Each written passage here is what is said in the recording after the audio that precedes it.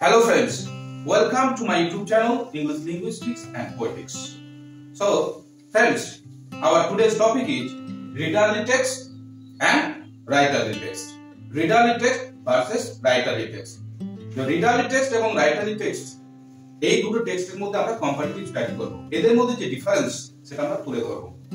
এই ভিডিওটা যারা লিটারেরি থিওরি নিয়ে পড়ছে, যারা মাস্টার ডিগ্রি করছে বা গ্র্যাজুয়েশন করছে, যাদের লিটারেরি থিওরি আছে তাদেরকে খুব সাহায্য করবে, বা যারা টেক্সটের মিনিং খোঁজার চেষ্টা করে এই ভিডিওটা দেখার পর তাদের যে টেক্সট মিনিং করার যে কৌশল তার মধ্যে পরিবর্তন আসবে, এবং যারা নেট সেট পরীক্ষা দিচ্ছে তাদেরকেও এই ভিডিও সাহায্য করবে। হ্যাঁ, যদি এই ভিডিও সত্যি তোমাদের উপকারে এসে থাকে অবশ্যই আমার চ্যানেলটিকে সাবস্ক্রাইব করবে। Please do subscribe my channel. আর পুরো ভিডিওটা সম্পূর্ণ দেখবে, দেখার পর কেমন হলো অবশ্যই আমাকে কমেন্ট করে জানাবে। তো প্রথমে আমরা চলে যাই যে এই রিডারলি টেক্সট বা রাইটারলি টেক্সটের যে আইডিয়া বা এই যে টেক্সটকে দুটো ভাগে ভাগ কে করেছেন। এই যে রিডারলি টেক্সট এবং রাইটারলি টেক্সট এই যে ডিস্টিংগুইশ যেটা যিনি করেছেন তিনি হলেন রোনাল্ড বার্থ। তিনি হলেন ফ্রেঞ্চ, এটা French pronunciation, Ronald birth in English. Roland Barthes, a French literary theorist, essayist, philosopher, critic, and semantician, distinguished between readerly text. Readerly, French word for it is text legible. It's a French word.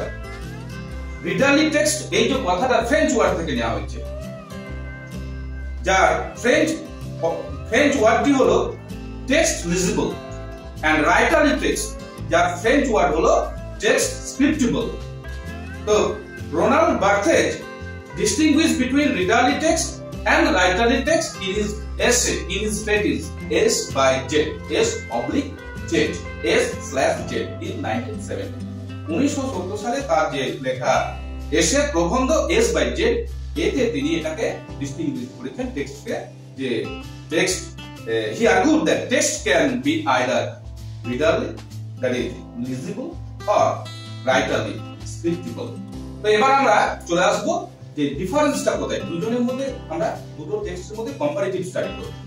রিডারলি text, প্রথমত এক নম্বর ডিফারেন্সটা হলো যে রিডারলি text, যে text হচ্ছে পাঠযোগ্য, পাঠ খুব সহজেই আমরা বুঝে নিতে পারি। অর্থাৎ রিডারলি টেক্সট হচ্ছে easy text easy to read, easy to find out the meaning, যাকে আমরা বলি straight forward or easy text or simple text. অন্যদিকে writerly text হচ্ছে difficult text, meaning making or interpreting it quite a uphill task, ambiguous text. It requires some efforts on the part of the reader.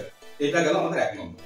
দুই নম্বর, a readerly text is one that leaves the reader with nothing to do. It explains, explicates, describes everything, meaning is embodied in the text. এখানে রিডারলি টেক্সটে রিডারকে কিছু করতে হয় না, সবকিছু পরিষ্কার clearly বলা থাকে, সে পড়বে, নিজেই বুঝতে পারবে এবং উপলব্ধি করবে বা মজা নেবে। কিন্তু রাইটারলি text on the other hand is one where the reader has an active role to play. The reader is to decipher the meaning. বেশ কষ্ট সাধন করে পাঠককে মানে বুঝে নিতে হয়, ডিসাইফার করতে হয়, মানে যেহেতু অ্যাম্বিগুয়াস থাকে, এর অনেক মানে থাকে। রিডারলি টেক্সটের তিন নম্বর, আমরা এই দুটো টেক্সট রিডারলি টেক্সট এবং রাইটারলি টেক্সটের তিন নম্বর যে পার্থক্যটা হলো যে রিডারলি টেক্সট কি মূলত পড়ার জন্য, readerly text is written to be read,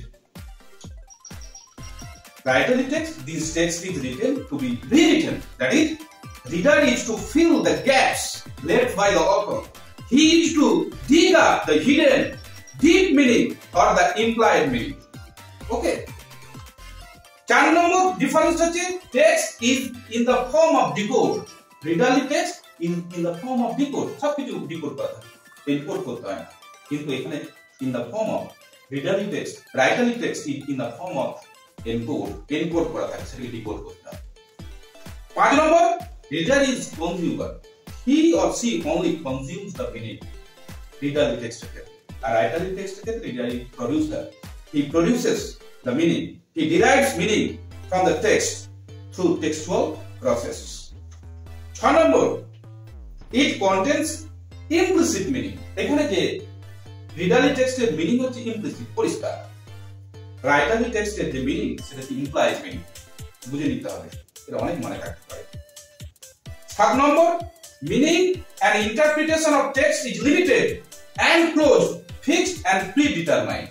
Interpretation এবং এই যে মিনিং সেটা হচ্ছে ফিক্সড, ক্লোজ, প্রিডিটারমাইন্ড, আগে থেকেই ঠিক করা, ওর বাইরে রিডার যেতে পারে না। আর রাইটারলি টেক্সট হচ্ছে it is open ended, it has several entrances, it has so multiple interpretation that meaning making is endless. যত মানে তুমি করতে পারো তত মানে করা যাবে রাইটারলি text. 8 number, রিডারলি text imposes author's intention, you know, that is authorial intention, যেটাকে intentional fallacy বলা হয়।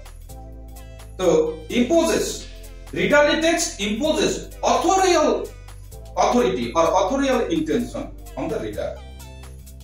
আর writerly text হচ্ছে refuses, reader refuses authority, so authoritative, you know. 9 number point হচ্ছে reader is passive here, he or she mere a passive recipient of the meaning.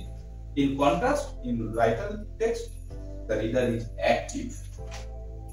Number 10, author centric.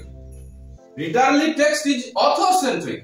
Author is the sole source of the meaning of the text, that is writerly text reader centric. Reader is the producer of the meaning of the text. Readerly text 11 number difference হচ্ছে here the approach to textual analysis is reading with the brain. We interpret the text the way the text invite us to interpret it. আমরা reading with the brain যাই, কবি বা লেখক যেমনটি আমাদেরকে guide করেন বা টেক্সট যেমনটি আমাদেরকে পরিচালিত করে সেরকম আমরা পরিচালিত করি। কিন্তু রাইটারলি টেক্সট হচ্ছে reader analyze elements of the text of which the text itself seems unaware. The meaning of the text is organized by the reading against the brain. আমাদেরকে রিডিং against the brain, কবি টেক্সটে কি বলা আছে টেক্সটের মানে অনুযায়ী আমরা চলি না, টেক্সটের ভেতরে যে মানে সেটা আমরা খোঁজার চেষ্টা করি। 12 নম্বর পয়েন্ট হচ্ছে ডিফারেন্স হচ্ছে what the author intended. আমরা রিডারলি টেক্সটে অথর কি বলতে চেয়েছেন সেটা খোঁজার চেষ্টা করি, আর রাইটারলি টেক্সটে টেক্সট কি বলতে চেয়েছে সেটা খোঁজার চেষ্টা করি। আর সর্বোপরি লাস্ট এক্সাম 13 নম্বর ডিফারেন্স হচ্ছে আমাদের উদাহরণ। রিডারলি টেক্সটের উদাহরণ কি? রিডারলি টেক্সটের উদাহরণ হচ্ছে any text, any novel of Jane Austen or most of the novel of Charles Dickens. আর রাইটারলি টেক্সটের উদাহরণ হচ্ছে Eliot, you know, The Wasteland and Joyce, James Joyce, Ulysses. So friends, যদি ভিডিওটা ভালো লেগে থাকে তাহলে অবশ্যই চ্যানেলটিকে সাবস্ক্রাইব করুন। Thank you.